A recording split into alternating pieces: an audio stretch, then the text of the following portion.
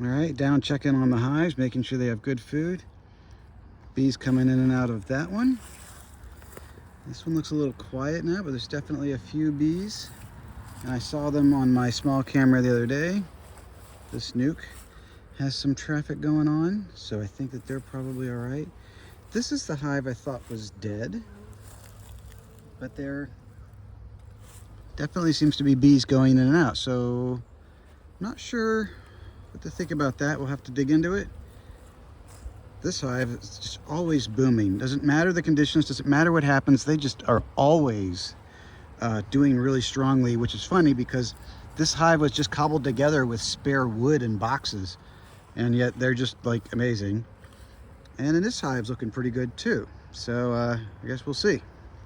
It's my hodgepodge of supplies here. Sugar bricks that'll go on the hives, newspaper to start the smoker, some cardboard from our jars to fuel it, and then the insulation will go on the top of those hives.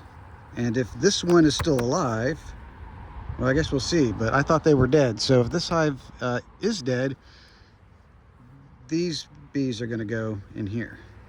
If it's alive, then I don't know what I'm gonna do. I have to just see how strong it is and maybe combine them anyway. Yeah, I don't know. This could be interesting. All right, well, that's starting to go. I'm gonna start with this hive, this one, that one, and that one, and get them, make sure their food is good, because they're not changing. They get insulation and they get food. That one just gets food. And then I'm gonna see what's going on here. And then that'll be last, depending on what I have to do with it. So I'll just work across the back and back through the front. All right, so I popped the top off of them, and this was the sugar we left them. And you can see that they've been nibbling at it a bit, but otherwise everything looking good here. So I'm gonna probably try and jam one more brick on there since I have it, and then we'll button them up for, well, probably be a while. All right, so next hive over. This is the syrup, which they have still some in there, but looks like we're gonna be in sugar brick weather, so they're gonna need a full resupply up here. And otherwise, I mean, we see bees down in there, so I think we're doing good. Definitely seems to be a cluster and quite a few bees. So this one looks good. Add their sugar there and button them back up. All right, so now I'm on the next hive over, and they have eaten all their sugar. So they'll get, I gotta ration them out. They'll get 2 bricks, I think. I should get them for a while, but lots of bees here, so that's a good sign. All right, so there's their sugar bricks. These aren't very thick, but that'll get them enough time. How we typically winterize this, people do different things, but this is how we do it. It's worked well for us. Sticks around the corners. And then I'm going to turn this little flap here so that they have a upper entrance. And then that goes on, that'll go on next. And then on top of that will be insulation, which you can sort of see under there on that one. Just a piece of a double layer of the rigid foam. And then I have to scrape this off so it'll sit flat. And that's basically it. That's how we winterize them. They do very well that way here. All right, so I don't know if you can see that little gap there. Sometimes people are like, why do you have the gap there? Well, this is for moisture. It's enough of a gap that once it settles in here, they're not gonna get robbed out or anything, but it gets just enough airflow to keep there from being moisture built up in the hive. You can see it was already getting a little. See how this is a little wet there? Because it didn't have an air gap on it recently. But bees are, you know, they're living creatures just like we are. So they inhale and exhale, and they create humidity inside the hive, just like a car would get humidity in it if you parked on a cold day and just sat in there without the climate control running. So it's no different with bees, except in their case, it will freeze, and then they're basically in a refrigerator, like literally in an ice box. And that'll kill a hive real fast. So let's check out the strong ones here. All right, so lots of bees, that's a good sign. They've mostly emptied their syrup. That's pretty empty, so I'm gonna pull that out. They still have some of their original sugar left, so that's good. That means that they've got lots of supply. And let me get them back together as quick as I can now. All right, now we're on to the mystery hive. Let's see if anybody's alive in here. Yeah, I don't know. All right, well, you see the difference, right? This bag is pretty much full. Sugar, not touched. This was an old bag that they were supposed to finish up, and they never even finished that one. So I'll start digging in, but I think this hive is dead. All right, I don't know if you can hear this or not, but listen when I move these frames. Try this one.